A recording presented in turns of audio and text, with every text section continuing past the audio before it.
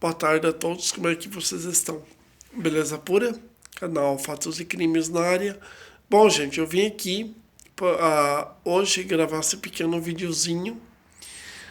Eu tô falando essa semana sobre o assassinato bárbaro do Michel, do Elias Farah por Michel Trade. Olha, gente, aquela época, por não ter rede social e não ter nada, esse assassinato naquela época, ele tem uma ampla cobertura pela imprensa. E, gente, aquela época era uma época, vamos supor, muito de rádio antigo, a TV antiga, a foto preta e branca, a imagem preta e branca. Gente, agora eu fico imaginando uma coisa. E todas as vezes que eu falo sobre um crime de grande repercussão que aconteceu há muitos anos atrás. Então é o seguinte, gente. Eu fico aqui imaginando essa situação. O Michel Trade, ele mata e oculta o corpo do, não sei se é amigo, ou acho que é sócio, talvez até. Eu não sei bem, gente. É que sabe o quê? Deixa eu contar para vocês. Acho que foi o ano passado ainda que eu li a história do Michel Trade. Porque o que aconteceu? O ano passado eu me lembro que eu li a história da Albertina Barbosa. Aí é o seguinte, gente, faltava dois. O caso do José Pistone, crime da mala, e o caso do Michel Trade. Só que é o seguinte, aí eu não li mais. Eu acho que eu terminei de ler o caso do... Eu iniciei lendo o caso do Michel Trade aqui. E eu terminei aqui, porque eu me lembro que daí eu terminei de ler o caso da Albertina Barbosa. Gente, não se surpreenda, são nomes que vocês talvez nunca ouviram falar. Gente,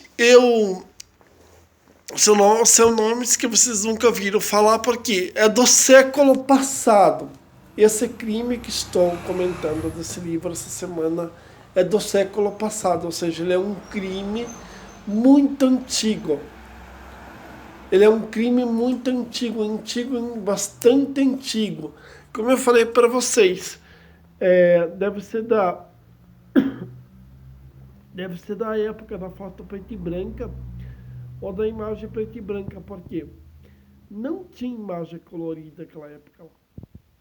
Não tinha imagem, não.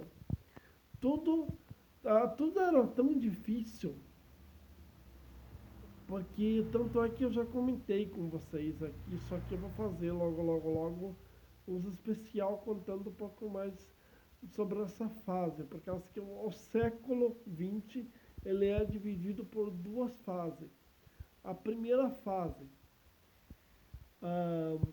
não se tinha, quando em 1908, 18, 1908, 1928, por aí. Então, quando alguém matava alguém, o que acontecia? Se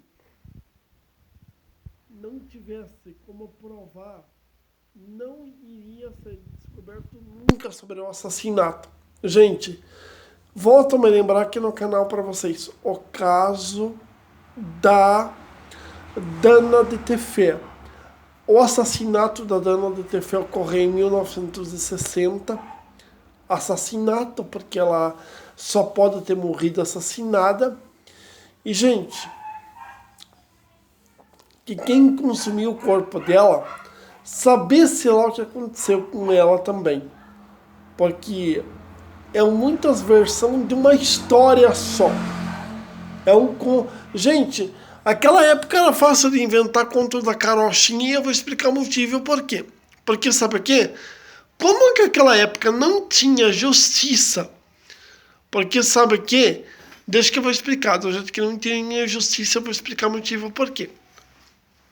Porque é o seguinte, quando eu falo conto da carochinha, porque como não tinha DNA naquela época, porque as que eu sempre canso de falar, o DNA joga a pessoa na cena do crime.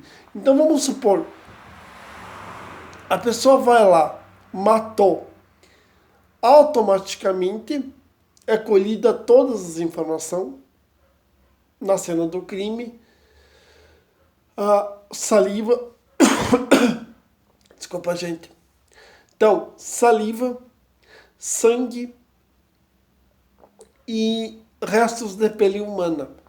Gente, o caso Bianca Consoli, deixa que eu vou contar para vocês uma coisa interessante que aconteceu em 2011. O caso Bianca Consoli é o caso de uma meninota, a Bianca Consoli, que foi morta em 2011. E, aquela época, o único suspeito do crime era o cunhado, o Sandro Dota. O Sandro Dota, o que ele fez? Durante a luta corporal que ele teve com a Bianca, ele arranhou a Bianca bem forte a ponto de sair pedaços da pele dela, de ficar embaixo da unha dele. Aí é o seguinte, quando automaticamente no contato com a pele dela, o DNA dele já ficou. Então, o que acontece? Aquela época não tinha o DNA, não tinha o sangue, não tinha saliva.